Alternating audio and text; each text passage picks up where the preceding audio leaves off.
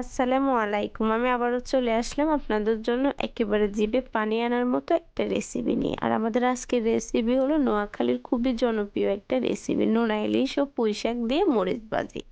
আমি গ্যারান্টি দিয়ে বলতে পারি যে কখনো ইলিশ কিংবা নোনা ইলিশ খায় না সেও এই রেসিপি দেখলে খেতে ইচ্ছে করবে। তাহলে চলুন আর কথা না বাড়িয়ে চলে যাচ্ছি মূল ভিডিওতে।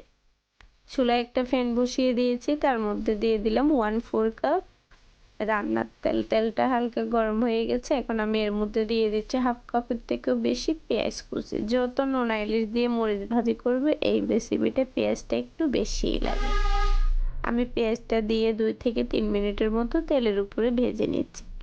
পেঁয়াজের কাঁচা গন্ধ ভাবটা ছাড়িয়ে গেছে, এখন এর মধ্যে দিয়ে দিচ্ছি 1 চা চামচ আদা রসুনের পেস্ট। আদা রসুনের পেস্টটা দিয়ে ভালোভাবে নেড়ে ছেড়ে ভেজে কাঁচা গন্ধ ভাবটা ছাড়িয়ে নেব। আপনারা যারা ভিডিও দেখতে দেখতে আমার সাথে ভিডিওর এই পর্যায়ে চলে আসছেন, এখন একটা লাইক দেন না, লাইক দিতে ভুলে গেছেন, প্লিজ দয়া করে ছোট্ট একটা লাইক দিয়ে ফুল ভিডিওটা কন্টিনিউ করার অনুরোধ রইল। আশা করি ভিডিওটা আপনাদের ভালো লাগবে। পেঁয়াজ রসুনের কাঁচা গন্ধ ভাবটা ছাড়িয়ে গেছে, এখন আমি এর মধ্যে দিয়ে দিলাম একটা টমেটো কুচি। টমেটোটা দিয়ে একটু ভালোভাবে 2 থেকে 3 মিনিটের মতো তেলের উপরে পেঁয়াজ রসুনের সাথে ভেজে নিচ্ছি। টমেটোগুলো একটু নরম হয়ে যাচ্ছে, এখন আমি এর মধ্যে বাকি মশলাগুলো অ্যাড করে দিচ্ছি। দিয়ে দিলাম 1 চা চামচ জিরের গুঁড়ো, 1 চা চামচ ধনিয়ার গুঁড়ো, 1 চা চামচের থেকেও কম হলুদের গুঁড়ো, আর 2.5 থেকে 3 চা চামচের মতো দিয়ে দিলাম লাল মরিচের গুঁড়ো। ঝালটা অবশ্যই আপনারা আপনাদের পছন্দ অনুযায়ী দেবেন। আর যেহেতু এটা নোনা ইলিশের মরিচ ভাজি বলে কথা, এই রেসিপিতে ঝালটা একটু বেশিই দিতে হয়, তাই আমি এখানে 3 চা চামচের মতো লাল মরিচের গুঁড়ো দিয়েছি। আর আমার মরিচগুলো প্রচুর ঝাল, তাই আমি একটু কমে দিয়েছি। সবগুলো মশলা 1 মিনিটের মতো তেলের উপরে ভেজে নিয়েছি, এখন এর মধ্যে অল্প অল্প করে পানি অ্যাড করে দিচ্ছি। আর নোনা ইলিশ দিয়ে মরিচ ভাজি করলে মশলাটা অবশ্যই ভালো করে কষাতে হবে, কারণ কথায় আছে যে কোনো কিছু রান্না করলে মশলাটা যত ভালো করে কষানো হয় ওই জিনিসটা মাছ কিংবা মাংস বলেন বা শুটকি বলেন ততই বেশি ভালো হয়। আমি এখানে 2 থেকে 3 বারের মতো 1 কাপের মতো পানি অ্যাড করেছি। পানিটা দিয়ে ভালোভাবে নেড়ে চেড়ে মশলার সাথে মিশিয়ে নিচ্ছি। অলরেডি দেখুন মশলার উপরে তেল ছাড়তে শুরু করে দিয়েছে।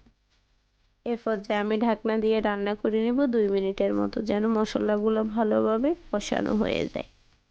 ফিরে আসলাম প্রায় 2 থেকে 2.5 মিনিট পর। দেখুন মশলা কষিয়ে উপরে তেল ছাড়তে শুরু করে দিয়েছে, আর টমেটোগুলো অনেকটা গলে গিয়েছে।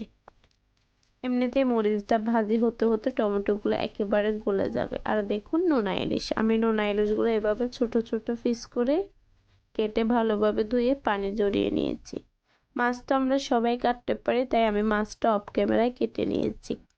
মাছ কাটা শাক বাছা দেখাতে গেলে ভিডিওটা অনেক বড় হয়ে যাবে, আর আমার আপু ভাইয়ারা তো এত বড় ভিডিও দেখেন না, তাই সবসময় ছোট করে ভিডিওটা দেওয়ার চেষ্টা করি। আমি নোনা ইলিশগুলো মশলার মধ্যে দিয়ে ভালোভাবে নেড়ে ছেড়ে মিশিয়ে দিয়েছি। এখন ঢাকনা দিয়ে রান্না করে নেব প্রায় 2 থেকে 3 মিনিটের মতো। ফিরে আসলাম 2 থেকে 3 মিনিট পর।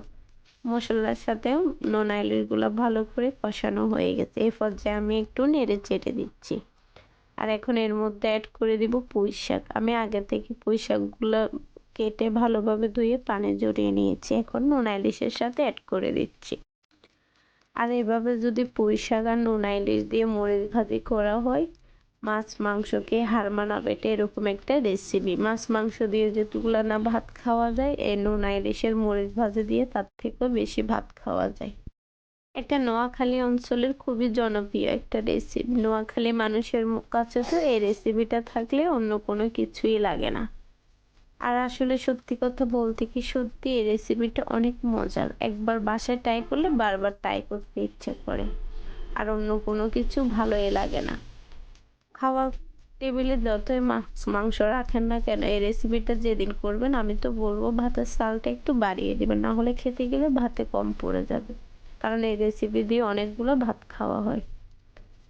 ঢাকনা দিয়ে রান্না করে নিয়েছি 3 থেকে 4 মিনিটের মতো। দেখুন আমার রেসিপিটা প্রায় রেডি হয়ে গেছে। এই পর্যায়ে আমি ফ্লেভারের জন্য দিয়ে দিচ্ছি 4-5টা কাঁচামরিচ কুচি। আর এই মরিচটা দেওয়ার কারণে যেরকম ফ্লেভারটাও আসবে, তার থেকে দ্বিগুণ ঝালও হবে, কারণ কাঁচামরিচটাও অনেক ঝাল। আর যত এটা মরিচ ভাজি, তাই আমি ঝালটা অনেক বেশি করে দিয়েছি।